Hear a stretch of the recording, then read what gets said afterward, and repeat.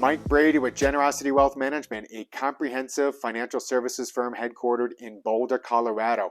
Although I am recording this video from our Wyoming cabin, where I work during the day and help restore this cabin in the evenings. Just a real quick before I get down to business, these windows all brand new last year. This window over here, brand new stove, goes up to a brand new roof. I mean, all this cladding my wife has done.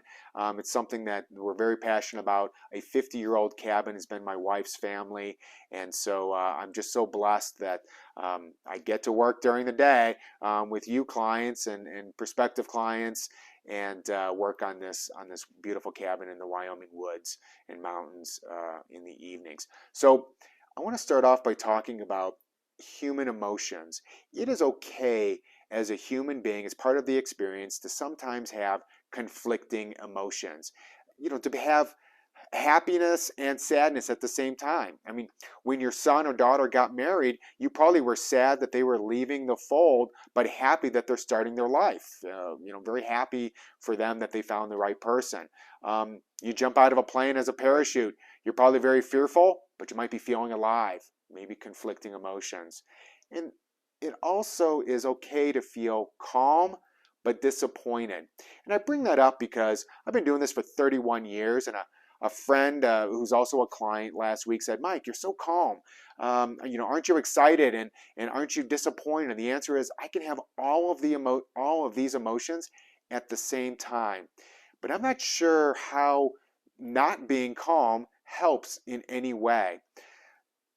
Since I started back in 1991, I've seen well over 200 market days a year for 31 years, okay?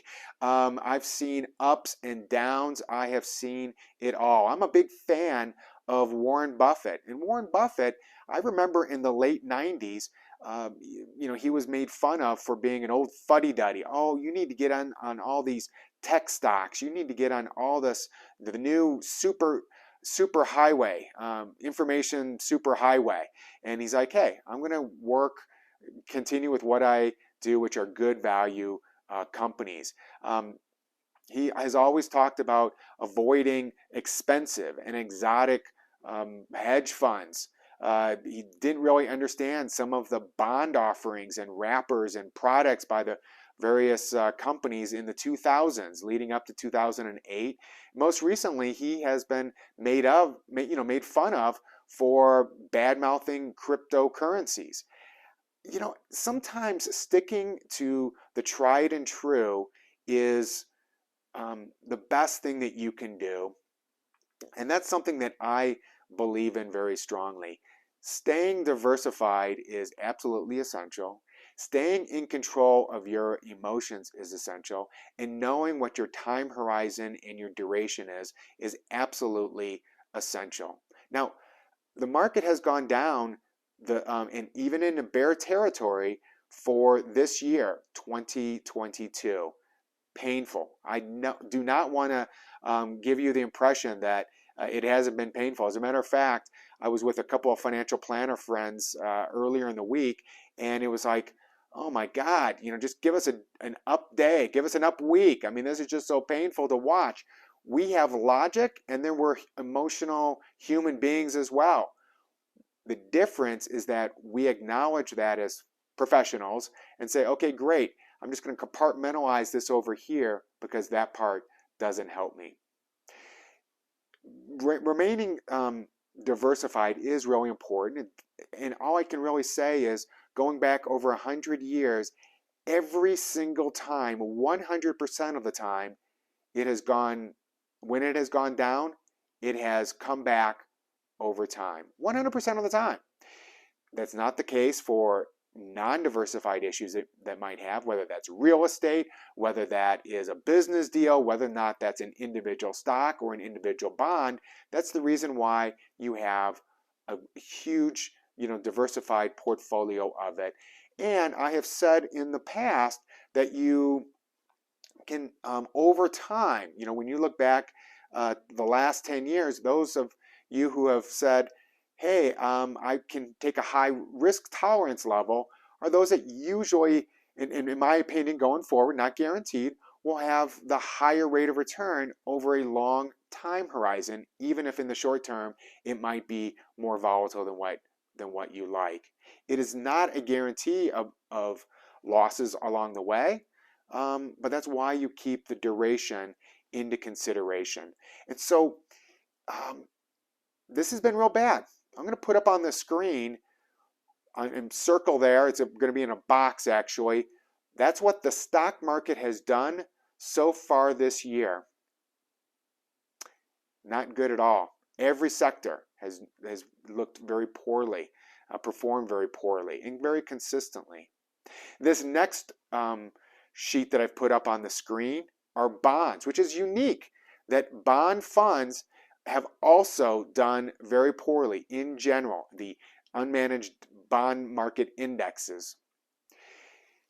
When interest rates go up, bonds go down in general. That's the thing. However, in my opinion, both with stocks and with bonds, it's oversold.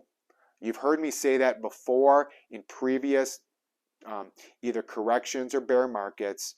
I'm saying it again now. That's just my opinion, that it's oversold. That this third chart that I'm going to put up on the screen, you've seen me use this. It's 40 years worth of data, 42 since 1980. It is normal. I'm going to circle the bottom half. It is normal. I'm going to highlight the bottom half. It's normal for there to be declines. Doesn't mean the top half there, that's what the year ends. 3 out of 4 years are positive, ends positive, but almost every year there are declines throughout the year. Doesn't mean that's how the year ends. But I want to bring it back to 100% of the time, a diversified portfolio of the unmanaged stock market indexes, unmanaged bond indexes have recovered 100% of the time. It's what I'm going to. Could the future be different? Absolutely. I don't know the future any more than you. However, that's something that I'm willing to invest with from a philosophy point of view. Keeping cash, keeping money in a bank account after inflation is going to be a loser. Inflation, depending on which index you want to look at, 6, 7, 8%.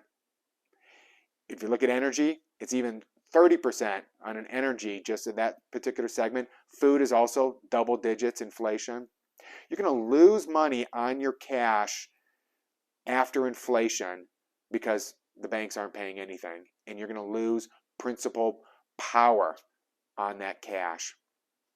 So it's important for us to keep the time frame, because 5 years from now, 10 years from now, it might, I believe that we're going to look back and say, hey, I actually bought at the low because it's going to be higher in the future. If you don't believe that 5 or 10 years from now, both the bond and stock markets will be higher, why do you have investments at all? It just doesn't make sense.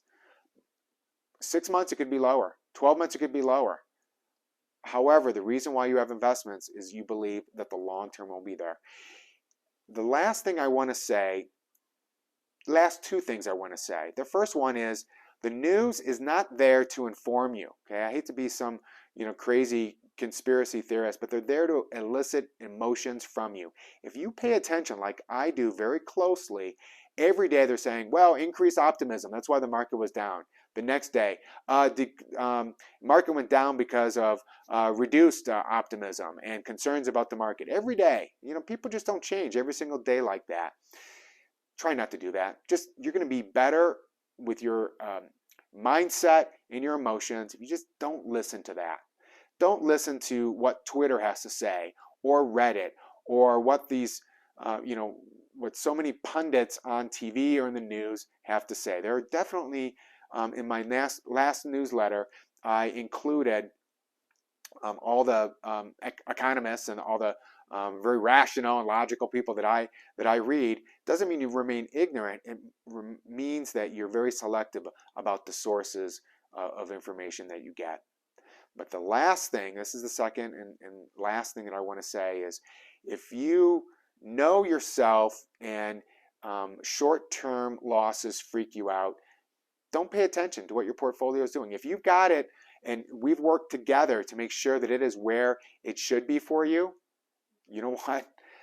Don't put yourself in a spot where you feel, set yourself up for success where you wouldn't do anything that you're going to regret later on. The number of people that I spoke to over the last decade that became clients of mine that said, you know what, when 2008 hit, I did the wrong thing. I did everything that they always talk about, which is you let your emotions control your logic, your short-term trends affected my long-term decision and my long-term portfolio, and that was the stupidest thing I could have done.